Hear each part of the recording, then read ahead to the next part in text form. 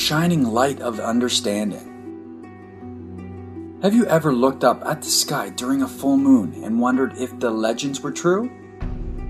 As a child, did you ever hear the story about the man in the moon and became fascinated with looking for him each night?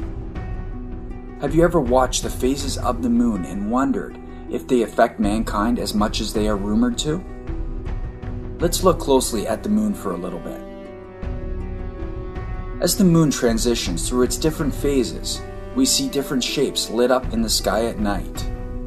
Each of the phases are aptly named for their shape, from full moon to half moon to crescent moon and so on. In ancient times, it was said that the moon was reborn each time it reached the phase we call the new moon. If you look at your life in the same way that the ancients looked upon the moon, you can see your each and every day as the new moon, replenished and fully restored. The different phases of the moon can help to enhance the understanding of the transition periods throughout your life. Just like the moon, we experience dark periods where the light doesn't shine, and we lack the understanding of what's going on. By the same token, we also have full moon phases where everything is glowing and radiant in our lives. You must be aware of both and maximize your times in each to have the best results in your life. As you will see in our other presentations, this further demonstrates the interconnectedness of time and nature with day-to-day changes of our lives. For as the moon progresses with time, so do our bodies, seemingly without much effort on our part.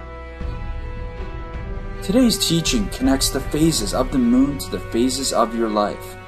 By understanding these things, you will have more knowledge of when and how to act properly to achieve your goals. You will have a broader sense of life as a whole, as well as an appreciation for where you are now. It's a teaching meant not just for where you currently are at, but also where you are going, your destination. From this lesson, you should have received an enhanced understanding of the stages within your life, why we need to understand these stages, and a greater understanding of the link between nature and our lives.